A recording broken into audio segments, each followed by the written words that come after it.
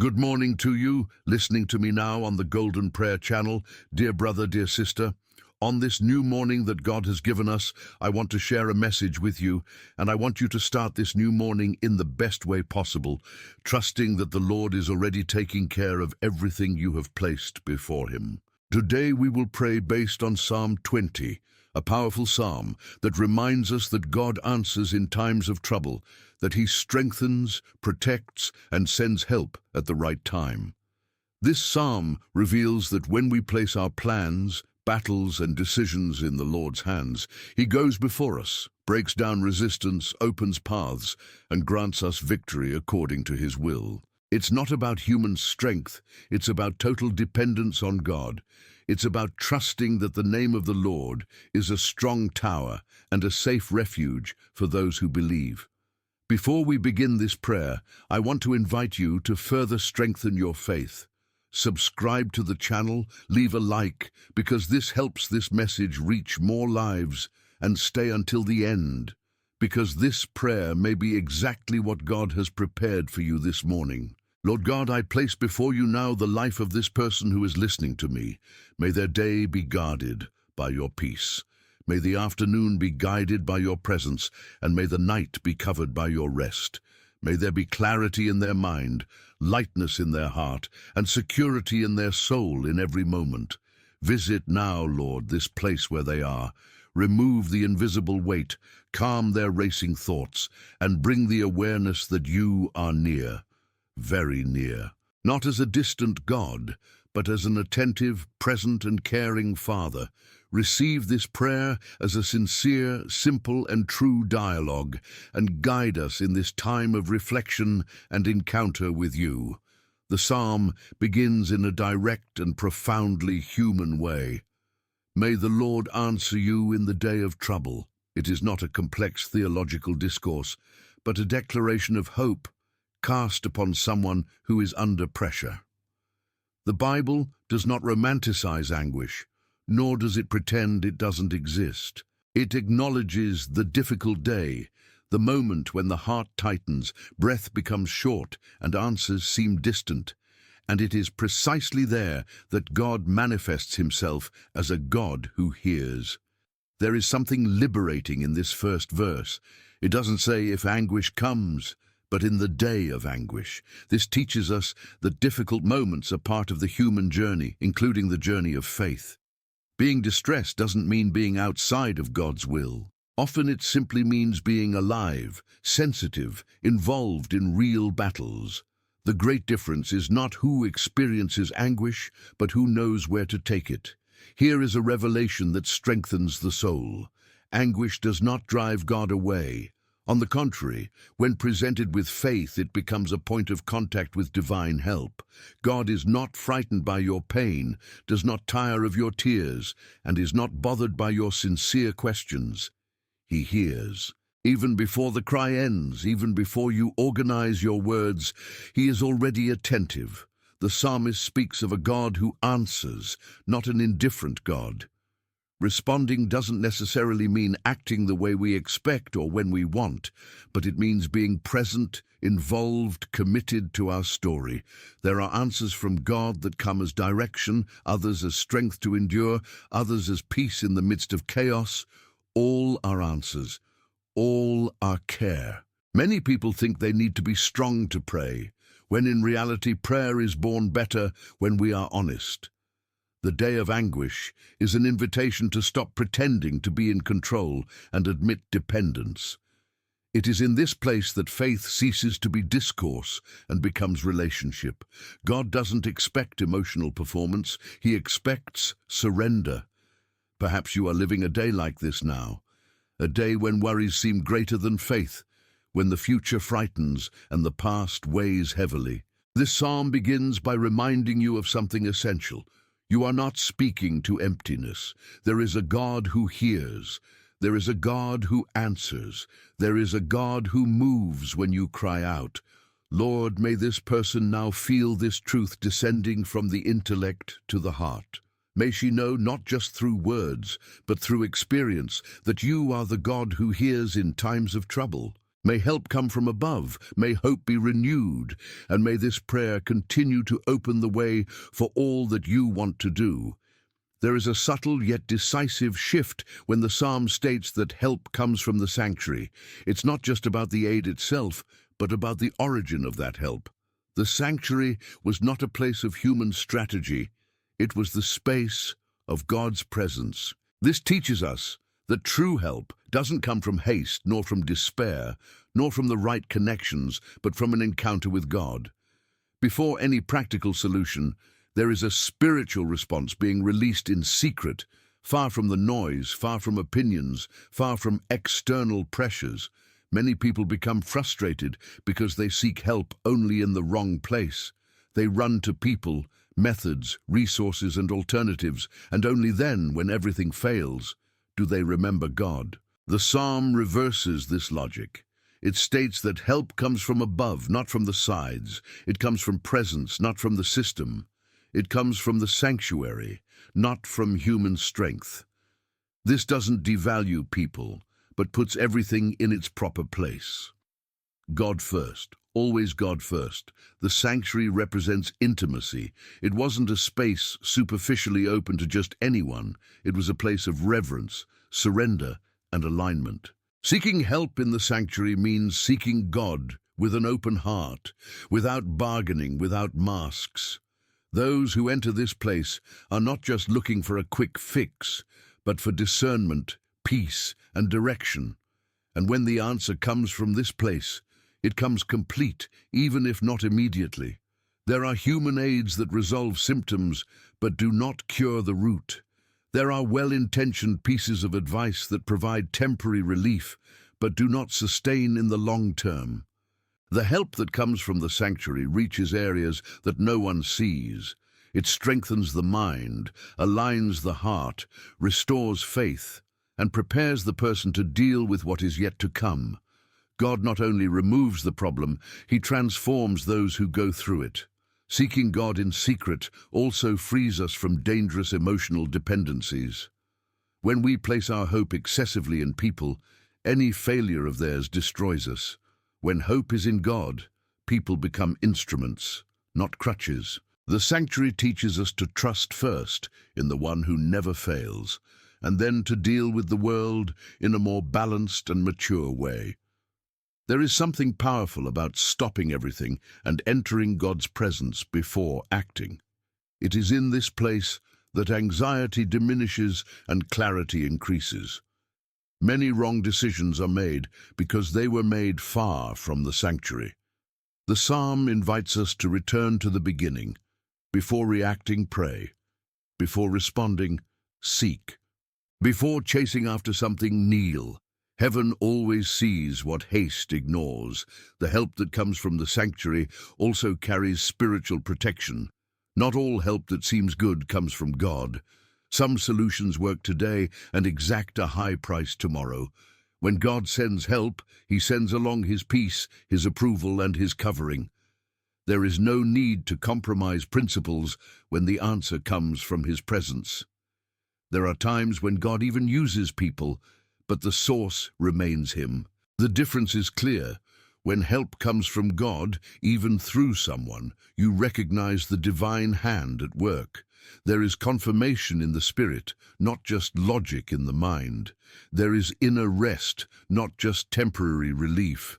The sanctuary guarantees that the help will not only be effective, but safe. This verse also teaches us to wait correctly. Seeking help in the sanctuary requires silence, patience, and faith. God doesn't always respond at the pace of our urgency, but He always responds in His time of wisdom. And God's timing is never late. He prepares. While we wait, He works in us, strengthening us to receive what we ask for. Lord, lead this person to the sanctuary. Teach them to seek You before seeking any other voice. May they find in You direction, rest, and true help. May their heart learn to trust more in Your presence than in human solutions. Remain with us in this place of prayer, aligning our faith, adjusting our hope, and releasing the help that only heaven can give. There is something profoundly comforting in this verse, because it reveals a God who has neither a short memory nor a superficial gaze. When the psalm says that the Lord remembers the offerings and accepts the sacrifices, it is not only speaking of visible acts on the altar, but of everything that was given in silence, far from applause, far from human recognition. God sees what no one applauded. He records what no one valued. And this completely changes the way we live our faith. Many real sacrifices don't happen in public. They happen when someone decides to remain faithful even when tired, when they choose to obey even when losing something, when they give up an immediate answer by trusting in God's timing. These sacrifices don't generate likes, they don't receive praise, but they rise like an aroma before the Lord. Heaven does not ignore renunciations made out of love. What seems small in human eyes is great in the kingdom. There is a silent pain in those who do what is right and do not see immediate return. The mind begins to question whether it is worth continuing, whether God really notices, whether faithfulness is being recognized. This psalm firmly answers, God remembers. Remembering, in the biblical context, is not just being aware. It's acting at the right time based on what has been seen. No sincere sacrifice is forgotten in heaven. There are people who have given up relationships, opportunities, old habits, easy shortcuts, all for the love of God. And often this decision has cost them loneliness, criticism, or misunderstanding. The psalm validates this path. It affirms that God considers these invisible offerings as something precious. Heaven doesn't measure sacrifice by appearance, but by the obedience involved. It's also important to understand that sacrifice doesn't buy God. He is not bribed by good deeds.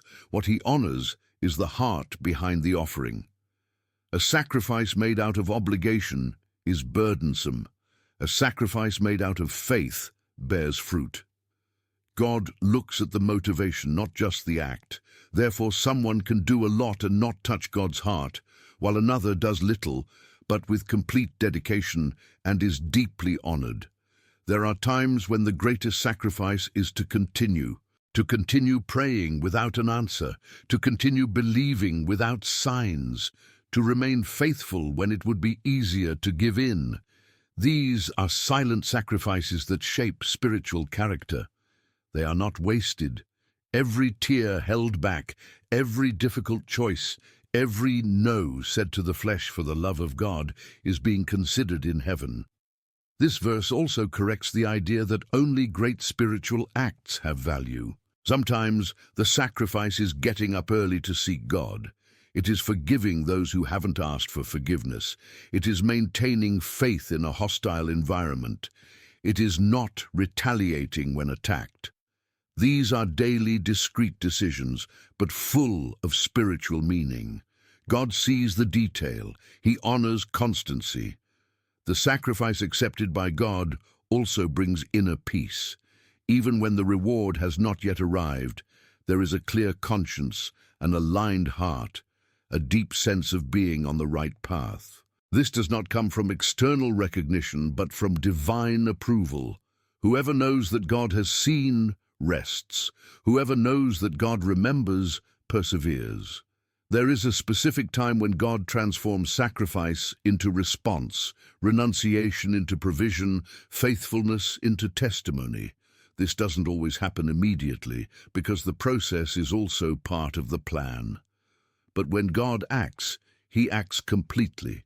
Nothing is lost. Nothing is in vain. What was given in secret flourishes in due time.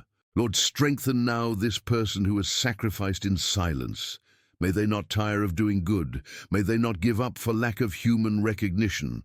Remind them that you see, you record, you honor.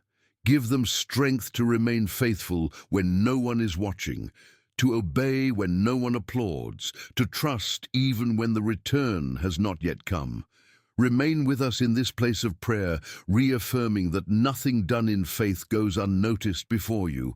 There is a point of spiritual maturity where the heart stops asking only for what it wants and begins to desire what God wants.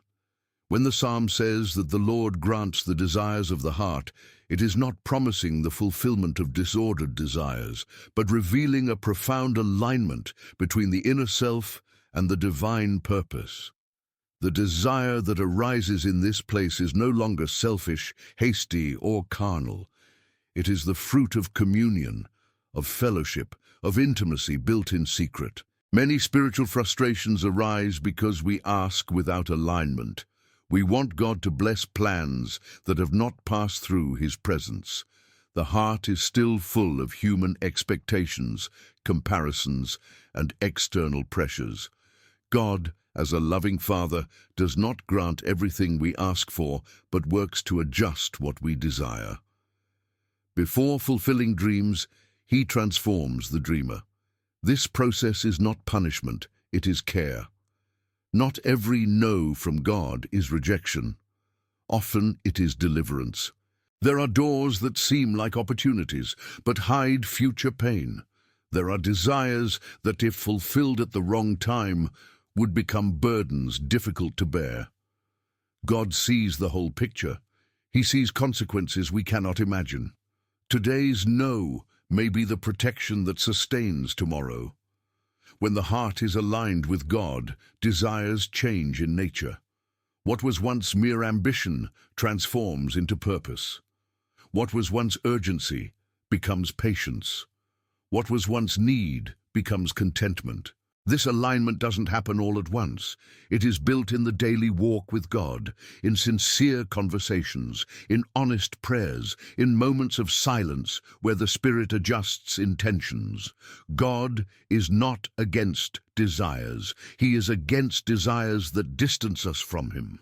Therefore, the greatest miracle is not receiving everything we ask for, but wanting what He desires for us. When this happens, prayer ceases to be a field of conflict and becomes a place of rest. We ask with confidence because we know that what we want will not distance us from the divine will. There are people who insist on certain requests and become frustrated by the delay without realizing that God is working beforehand in their hearts. He shapes, corrects, and matures. Sometimes the desire remains, but the form changes. Other times, the desire loses strength and gives way to something greater, more aligned, healthier. This process hurts at times, but it always heals.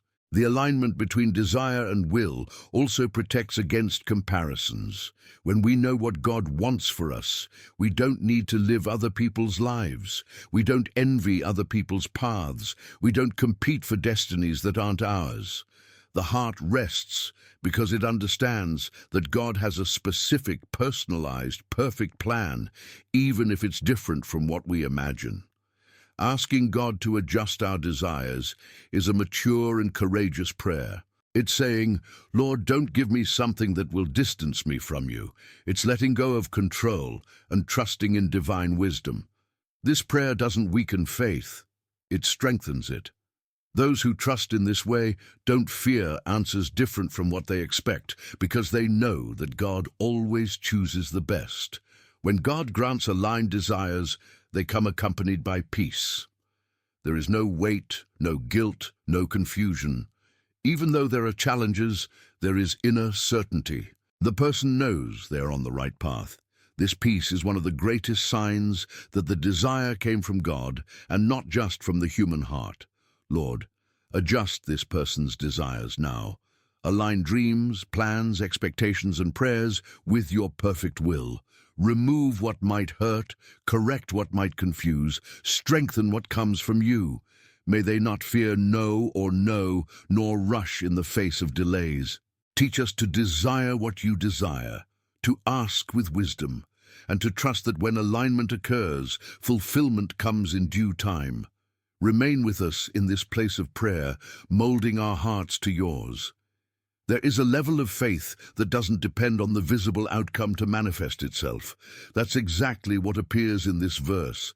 The people celebrate before the battle is over, before the enemy retreats, before the answer materializes. This joy doesn't stem from naivete, but from trust in God's character. They don't celebrate because everything has already worked out. They celebrate because they know in whom they have trusted. This attitude breaks a very common pattern, waiting for everything to be resolved before praising. Mature faith takes the opposite path. It praises first because it understands that God is already acting, even when there are no external signs yet. Celebrating before victory is declaring that the decision has already been made in heaven, even if the process is still underway on earth. There is something spiritually powerful in this type of praise. It doesn't ignore reality, but refuses to be dominated by it. It is praise born of certainty, not emotion. Emotion fluctuates, but faith is firm. When the heart praises before seeing, it is saying, God, I trust more in your promise than in my circumstances. This type of celebration also changes the spiritual atmosphere. Fear loses its power, anxiety diminishes, and hope gains ground. The enemy works with negative expectations, but anticipated praise confuses the strategies of evil. While logic says wait and see, faith declares, I already know how it ends. This is not presumption, it is alignment with the word. Many think that praising before the answer is feigning joy. It is not. It is choosing not to let the heart be governed by waiting. It is affirming that God continues to be good, faithful, and sovereign, regardless of the stage of the battle. Faith does not celebrate the problem, it celebrates the God who governs over it. There is also an aspect of inner strengthening. Those who learn to praise before victory do not become so worn down in the process. The path may be long, but the heart remains alive. Anticipated celebration renews strength, restores spirit, and maintains the correct vision. Instead of looking only at the size of the struggle, the person begins to contemplate the greatness of God. This praise does not need to be noisy to be powerful. Sometimes it happens in silence, in a simple prayer, in a low song, in a declaration of trust made in one's room. The important thing is not the form, but the posture. Celebrating before seeing is a conscious spiritual decision, made even when the body is tired and the mind full of questions. It is also important to understand that this celebration does not hasten God, but aligns us with Him. God does not act because we praise, but we praise because we trust that He acts. Praise does not manipulate heaven, it prepares the heart. And a prepared heart better endures the waiting and better receives the answer when it arrives. When the psalm speaks of raising banners in the name of the Lord, it points to a public declaration of trust. It is like saying, our victory will not come from strength, strategy, or luck, but from the Lord. This removes human glory and places everything in God's hands. True faith always returns glory to Him. Lord, teach this person to praise before seeing.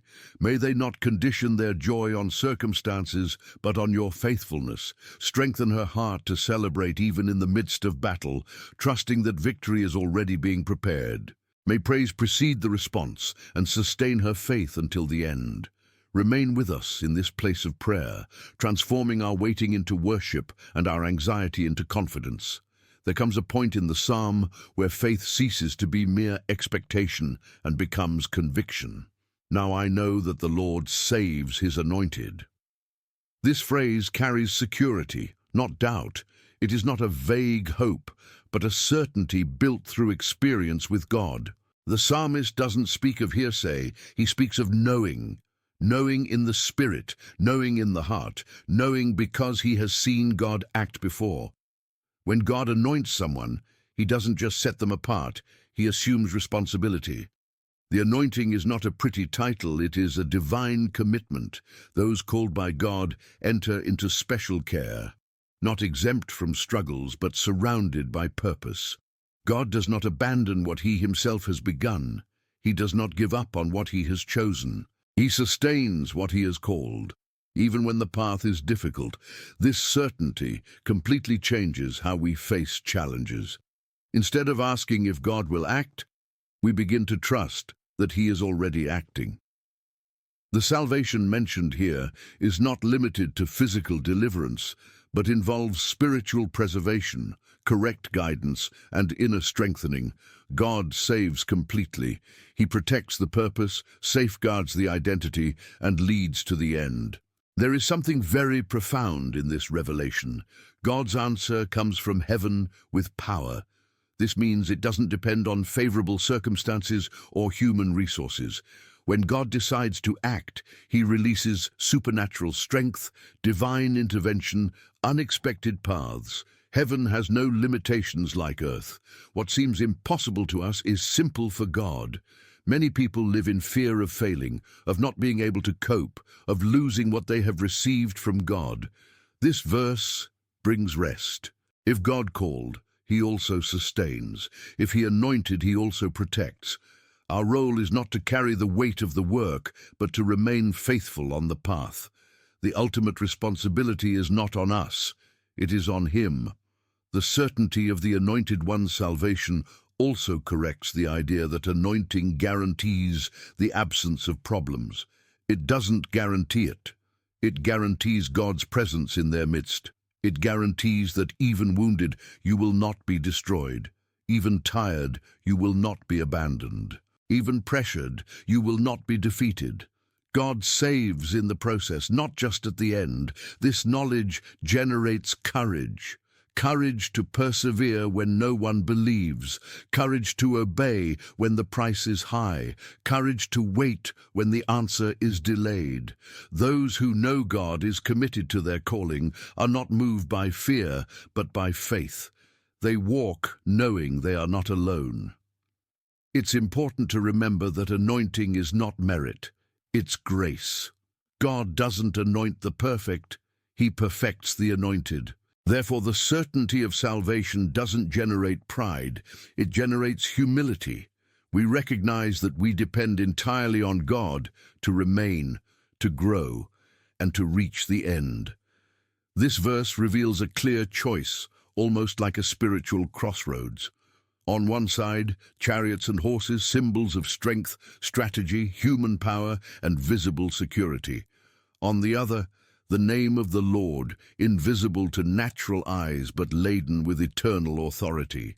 The psalm does not condemn resources, but denounces misplaced trust. The problem has never been having means, but depending on them as the ultimate source of security. Trusting in the name of the Lord is more than repeating sacred words. The name represents who God is, his character, his faithfulness, his active presence. When someone says they trust in the name of the Lord, they are saying they place their hope not in what they can control, but in the one who governs all things. This trust requires humility because it relinquishes the illusion of self-sufficiency. The great exchange happens when we stop asking, "What can I do?" and start asking, "What does God want to do?" Chariots and horses fail.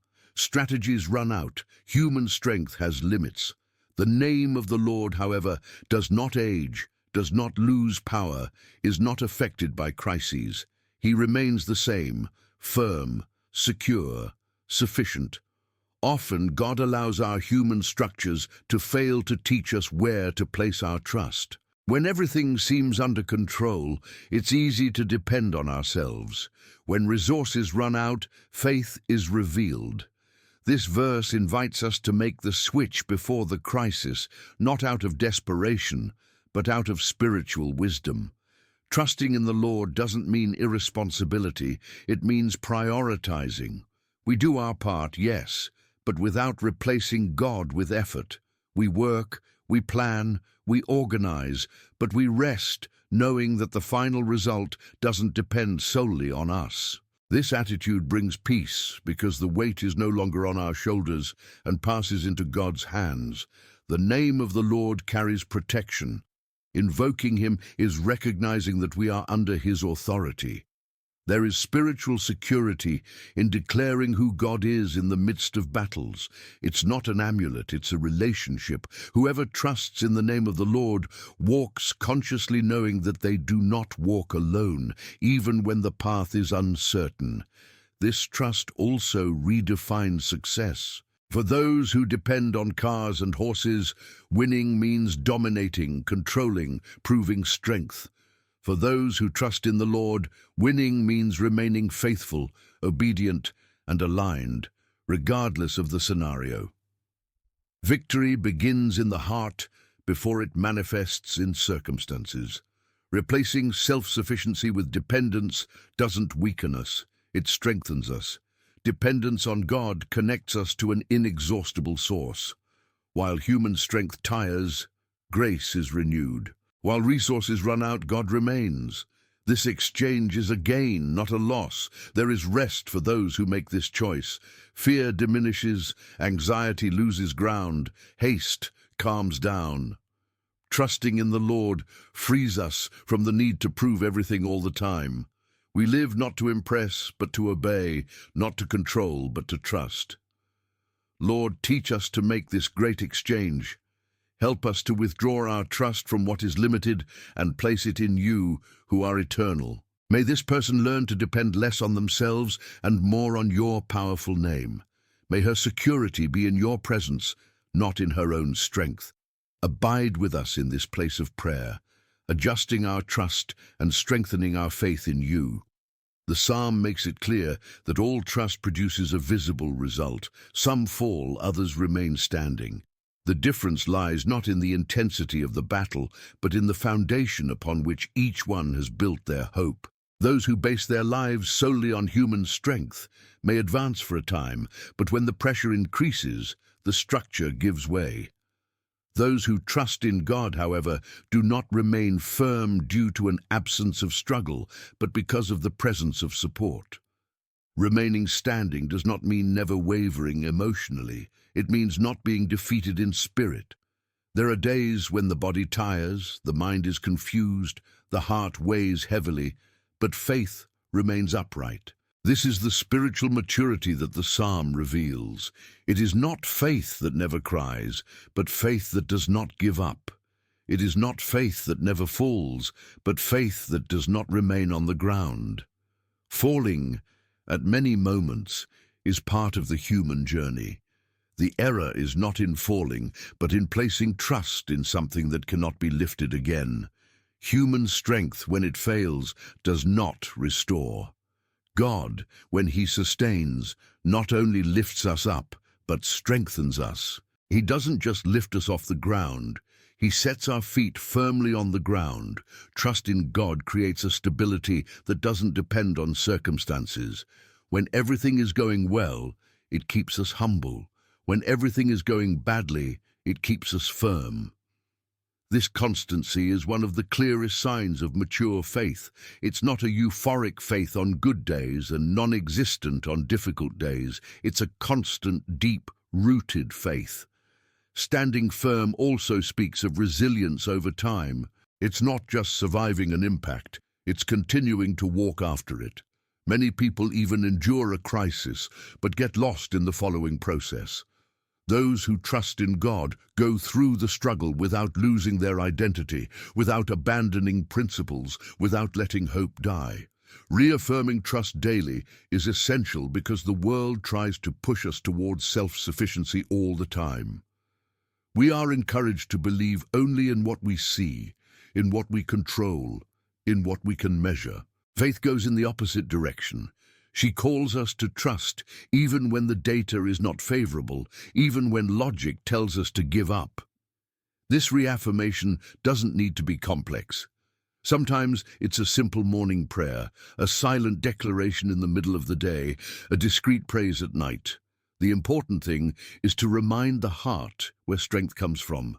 Faith is strengthened when it is exercised, not when it is saved only for emergencies. Those who trust in God may be shaken, but not destroyed. They may be pressured, but not crushed. They may be wounded, but they do not lose hope. Standing firm is a silent testimony that God sustains His own, even when no one else notices. Lord, strengthen this person's faith today. May they stand firm, not by their own strength, but by your grace. May they remember, even in difficult days, who sustains them. Renew the trust in their heart daily and steady their steps in you. Remain with us in this place of prayer, building a faith that endures, remains, and overcomes. The psalm draws to a close and, curiously, does not end with self-confidence or declarations of spiritual independence.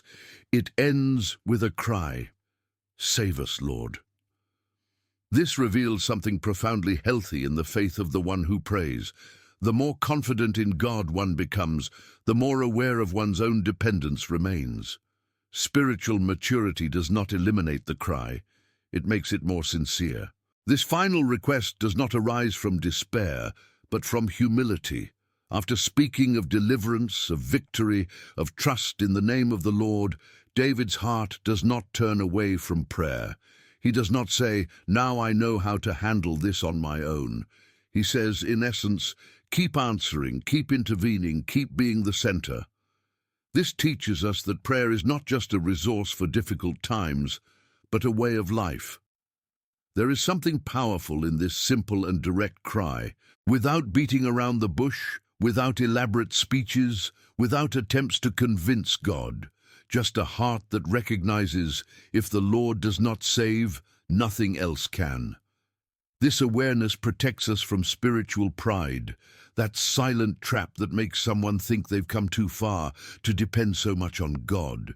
Even after victories, we still need to pray, perhaps even more, because victories bring new challenges: pride, self-sufficiency, spiritual distraction. Continuous prayer keeps the heart aligned. It reminds us that it was God who began the work, it is God who sustains it, and it will be God who completes it. This final request also speaks of constancy. It is not an isolated prayer, it is a continuity of relationship. David doesn't pray only when surrounded by enemies, but also when he has already understood who God is and where his trust should be. This teaches that faith does not alternate between prayer and silence. It perseveres in prayer. The righteous understand that grace is not something accessed once and then stored in memory. Grace is daily provision. Each day needs new breath, new direction, new sustenance. That is why the prayer remains, not out of insecurity, but out of conscious dependence. Praying after victory is acknowledging that the next day also needs God. It's saying, "Lord, don't let me walk alone, not even now." This posture keeps the heart sensitive, teachable, and protected. Those who continue praying continue listening. Those who continue crying out continue being molded. This final cry invites us never to abandon the place of prayer. No matter how many answers we have already received, how many battles we have already won, or how many testimonies we have already accumulated, there will always be room to say, "Lord, save us. Lord, answer us. Lord, govern us." And now, as we remain in this atmosphere of prayer, may this cry also spring from our hearts, not as fear, but as surrender, not as doubt, but as trust. Continue, Lord, to be our salvation, our answer, and our strength.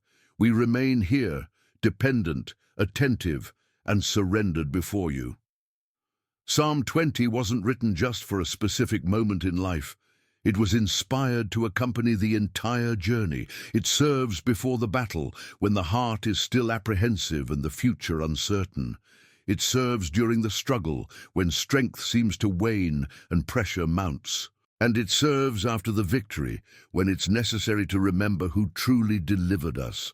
This psalm teaches us that God doesn't enter the story only at the end. He walks with us from preparation to celebration.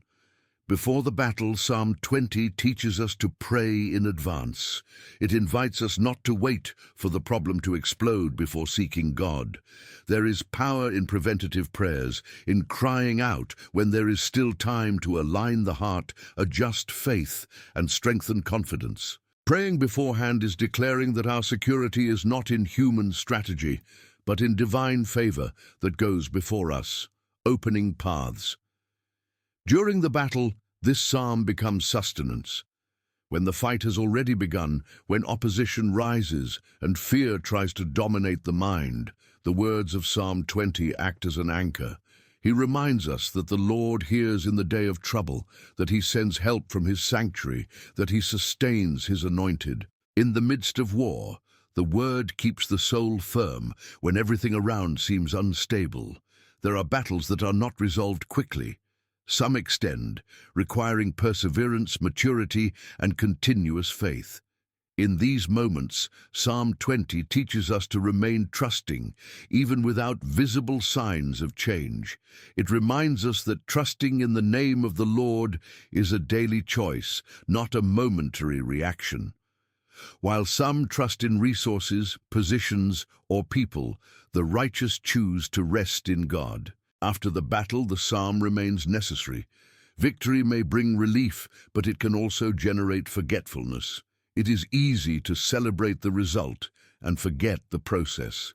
Psalm 20 leads us back to gratitude, to the recognition that it was God who answered, who sustained, and who granted the triumph. It protects the heart against ingratitude and against the illusion of self-sufficiency. This psalm reveals that God does not act only at the end of the story. He works in preparing the heart, strengthening faith, correcting desires, and providing emotional support along the way. The process matters to God as much as the result.